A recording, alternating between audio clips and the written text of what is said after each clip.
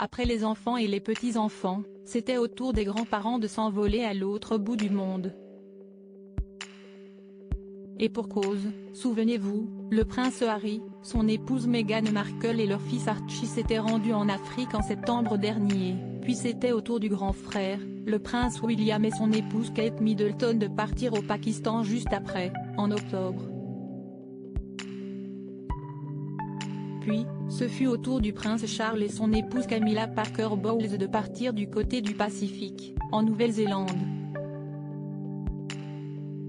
Pour la petite explication, le prince Charles s'était rendu en Inde tout seul, à la mi-novembre. Puis, il s'est déplacé, toujours seul, aux îles Salomon. Mais pour la fin de son séjour, le fils aîné et héritier de la reine Elisabeth II a pu compter sur la présence de sa chère et tendre, Camilla Parker Bowles. CST ainsi que les deux tourtereaux ont passé 6 jours ensemble en Nouvelle-Zélande, du dimanche 17 au samedi 23 novembre. Des cérémonies respectant la tradition maori. Avec ce voyage officiel, le prince de Galles avait pour but de représenter sa mère Elisabeth II, dans le cadre de son jubilé de diamant. En toute logique donc, le prince Charles et Camilla Parker Bowles ont enchaîné les visites, et assisté à plusieurs cérémonies respectant la tradition maori. Le couple princier s'est rendu à Auckland, à Christchurch, qui a connu un tremblement de terre en 2011 et une attaque terroriste en mars dernier, ainsi qu'à Waitangi.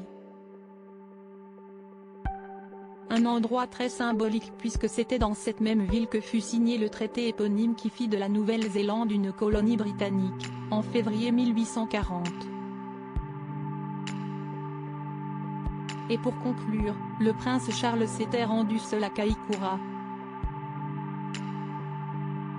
De son côté, Camilla Parker Bowles a officié plusieurs rendez-vous et engagements seuls, dans le but de renforcer la lutte contre la violence faite aux femmes et pour l'éducation, deux sujets sensibles qui lui tiennent à cœur depuis des années.